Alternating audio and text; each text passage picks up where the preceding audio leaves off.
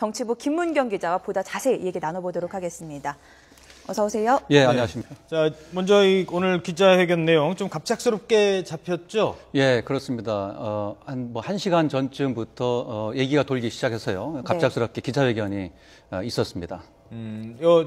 오늘 발표 내용 중에 제일 뭐 정리를 좀 한번 해보죠. 워낙 장시간 저희들이 전해드렸기 때문에. 네, 일단 6.27 통일부 장관이 북한에 대해서 대화를 하자면서 제의한 내용들은 정치적인 부분은 대부분 다 제외가 돼 있습니다. 남북 간 언어, 민족, 문화유산과 스포츠 교류 부분 등을 위해서 대화를 하자. 또 축구대회도 개최하자. 그리고 또 이산가족 생사도 확인하자. 그리고 또 DMZ 평화공원을 구체화할 수 있는 그런 남북 간 대화를 한번 가져보자. 뭐 이런 내용들을 전부 다 얘기를 했거든요. 그리고 나서 마지막으로 한 얘기가 이런 문제들뿐만 아니라 남북 간 상호 관심사에 대해서 모두 다 얘기할 수 있다. 이렇게 이제 얘기를 했습니다.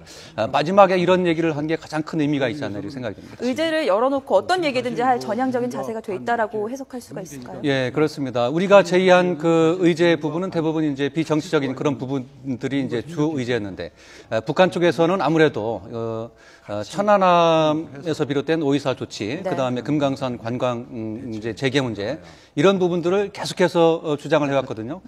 그러니까 이런 문제들도 다 함께 논의할 수 있다. 이런 뜻으로 해석이 가능한 겁니다. 예, 알겠습니다. 자, 김문경 기자 잠시 기다려 주시고요. 그러면 전문가를 전화로 연결해서 오늘 기자회견 내용 좀 정리를 해드리도록 하겠습니다. 통일연구원 정영태 박사 연결돼 있습니다. 박사님, 안녕하십니까? 예, 안녕하세요. 자, 먼저 기자회견 내용 쭉 들으셨는데 제일 눈에 띄는 게 어떤 겁니까?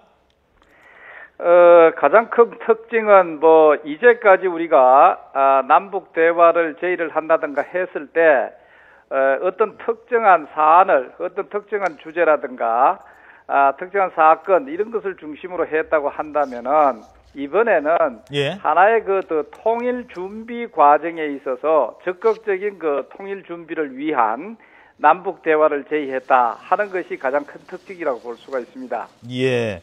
이산가족 문제라든가 지원 문제 등 여러 의제가 있습니다. 제일 가장 눈에 띄는 핵심적인 의제는 어떤 것이 될 것으로 전망되십니까?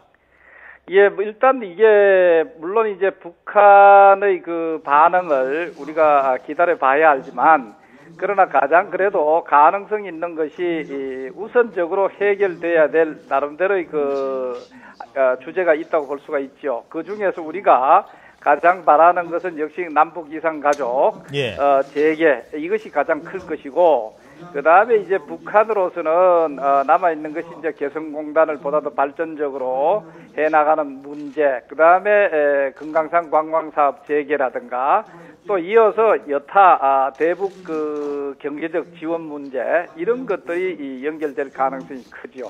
예, 우리로서는 이산가족, 북한으로서는 오이사조치 해제라든가 금강산 관광 재개 이런 쪽 얘기가 주로 얘기를 하고 나누고 싶을 것 같은데 자, 먼저 이산가족 얘기를 해보죠. 지금 오늘 내용 중에 설 전에 이산가족들의 한을 풀어줘야 된다. 설 이전이라고 시기를 어느 정도 명시를 했어요. 설 이전에 이산가족 상봉 가능할까요? 그것이 가능하지 않으라는 법은 없습니다. 작년 경우에도 우리가 이산가족, 올해죠. 작년이 아니라. 올해 경우도 이산가족 상봉 행사를 치른 적이 있고, 그 다음에 북한 역시 이산가족 상봉 행사의 준비는 상당히 돼 있다고 볼 수가 있습니다. 이렇게 봤을 때 이산가족 상봉 행사가 재개되는 것은 큰 어려움이 없을 거라고 보는데, 문제는 이제 북한이 이산가족 상봉 행사를 수용하는 대가로 무엇을 요구할 것인가 하는 것이 이제 가장 큰 관건이 되겠죠. 예. 자, 그러면 이산가족 상봉의 대가로 무엇을 요구할까? 우리 예상으로는 북측에서 요구할 것 중에 제일 큰 건 오이사 조치 해제일 것 같습니다. 다른 요구도 있겠습니다만. 그렇다면 우리가 이렇게 얘기를 한 건 오이사 조치의 해제도 어느 정도 염두에 뒀다. 그런 것까지도 검토하고 있다라고 좀 봐야 될까요? 어떻습니까? 그건 조금 너무 많이 나간 측면이 있습니다. 오이사 조치 해제라고 하는 것은 물론 북측이 공식적으로 요구하고 있는 것이긴 하나 이것을 이제 단번에 이것을 해제하는 그런 것은 우리 입장에서도 사실 어려운 측면이 있습니다. 예. 그러나 금강산 광학사업 재개라든가 여타 북한이 요구하는 사업 재개하는 것은 오이사 조치를 공식적으로 해제한다는 그것이 없이도 예. 이것을 완화한다든가 이것을 융통성 있게 적용한다든가 이런 방법을 통해서 가능한 측면이 있죠. 그렇기 때문에 굳이 오이사 조치 해제 여부가 남북 이산가족의 그 재개 이것의 관건이라고는 볼 수는 없죠. 예. 지난번에 그 아시안 게임 때 2차 고위급 접촉을 갖기로 남북이 합의까지 했지 않습니까? 그러다가 대북전단 문제 삼아서 무산이 됐는데 이번에 우리가 먼저 이렇게 당국 간 회담을 제안한 배경, 이유 무엇으로 보십니까? 예, 뭐 모두에서 잘 얘기 드린 것과 마찬가지로 일단 우리가 그 통일준비 시대라고 해서 통일준비위원회도 우리가 출범을 시켰습니다.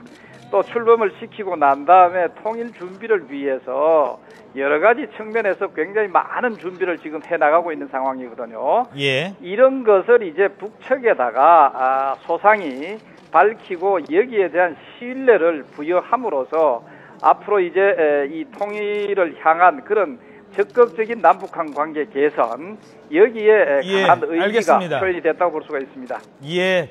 자, 정 박사님 잠시 오늘 바쁘신데 연결해 주셔서 고맙습니다. 오늘 말씀 고맙습니다. 예. 자, 김은경 기자, 지금 뭐 얘기를 했습니다만 우리는 이산가족 얘기를 할 것이고 북한은 더 이상의 요구를 할 것이다. 뭐 얘기를 했는데 어떻게 전망하세요?